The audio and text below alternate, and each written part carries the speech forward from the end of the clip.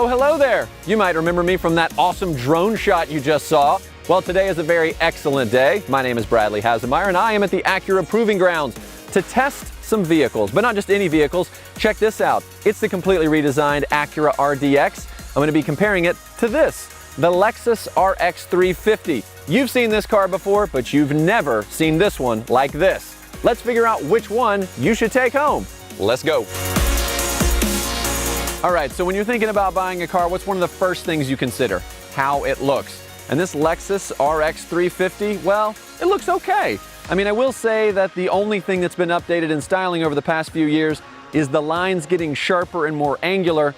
And of course, then you have this grille that's giant. I prefer my big grills for cooking. When it comes to the interior, I think the Lexus really shines here. It's clean, it's quiet, it's nice, but come on, with this slider, knobby mouse joystick thing, that's just absurd. The view from the driver's seat is pretty open, and I appreciate that. But when you look in the back, you've got a small window and a large roof pillar limiting that visibility. Not so good. Now, the Lexus does have some nice optional features, such as a panoramic moonroof, heated front seats, and 19-inch wheels, but you have to pay extra for that. You're buying a premium car, those should come standard.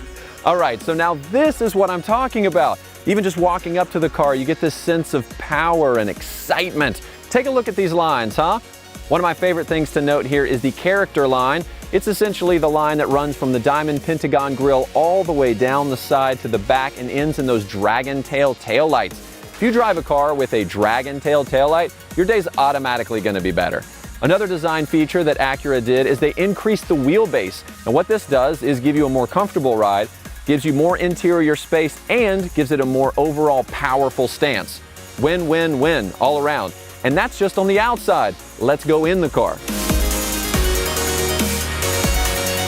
Welcome to the lifestyles of the rich and famous inside here, baby. Yeah, look at this interior, huh? It's like you're in first class. You got this leather-wrapped sports steering wheel with paddle shifters. Boom, boom, boom, boom. So much power just in my hands. And look up. It's a bird. It's a plane. No, it's a giant panoramic moonroof, which comes standard, by the way.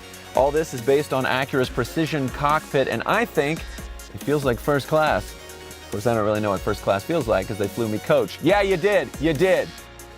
But I'm okay about that.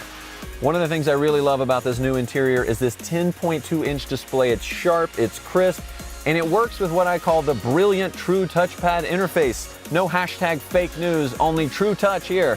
Whatever you touch on the touchpad corresponds to the screen. There's no mouse, there's no buttons, there's no fumbling around, there's no reaching over here while you're trying to look at the nav and look. No. It's nice, it's clean, it's simple, and I don't know why anyone else has never done this before.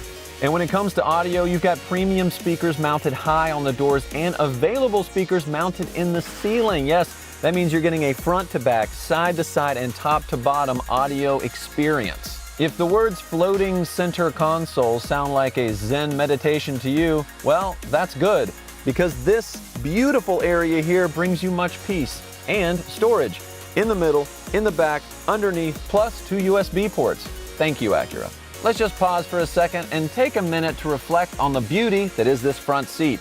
It's rich Milano leather, perforated so it's ventilated. That also means it can be heated. This thing can be adjusted up to 16 different ways. It's super comfortable, which is great for long road trips or just gazing at the moon through the moon roof.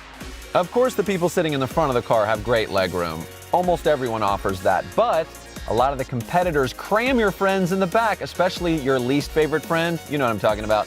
Middle seat. Yeah. Middle seat Sammy is not happy in the other competitors' cars. But here, with no raised floor, he's thrilled. Oh, and also there's 2 more USB charging ports back there.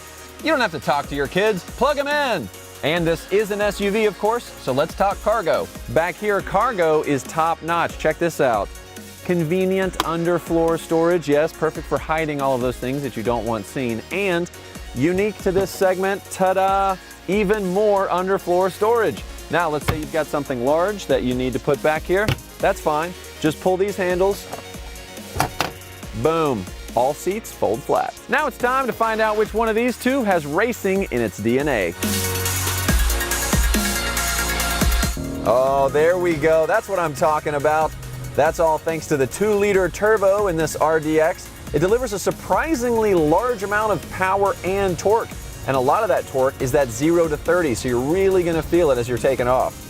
I really love how this cockpit's been designed around the driver. I've got this great steering wheel with paddle shifters right here, and if you want even more control, you can click through your different drive modes on the fly to help you connect better with the road. And this RDX features available Acura super handling all-wheel drive, which can distribute power from the front to the back to give it more agility and more control. And you really feel that when you're entering some of these curves. I mean, this does not drive like an SUV. All right, so if you're looking for something that's fun to drive, something with a little bit of punch and also control, this is the SUV for you. You know, Acura obviously didn't hold back one bit with this new RDX. All right, 3.5-liter V6 takes a little bit of time to get going. Yes, it's got more power than the RDX, but you're missing the torque. There's less torque in this car. Bigger engine, less torque. I don't know. It's a little bit jumpy too, and that's because it's only got 8 speeds to work with versus the 10 in the RDX. And yes, it's a smooth ride. That's what you'd expect from a Lexus, but man, you really feel the weight of this car in the corners. It's definitely missing that racing spirit that you feel is just built into the RDX. Hey, no disappointment here. The all-new Acura RDX is bold and distinctive. This SUV also comes loaded with so many great standard features that you'll pay an arm and a leg for on other brands, and I prefer to keep my appendages, thank you.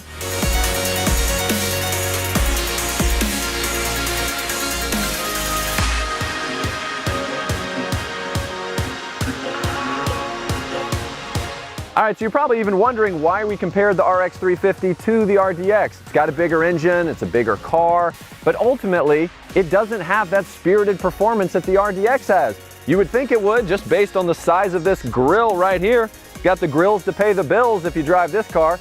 But when it comes to the RDX, the power, the precision, the interior, all of that means this car deserves to be on your list. Not only that, it also comes standard with Acura Watch driver assistance technologies. We don't even have time to talk about those, but they're really neat. But now it's your turn. Head to Acura.com. Make your own comparison. I got to take off. I've got another job. I'm a land surveyor. All right, Bradley out. See you next time. It looks huge!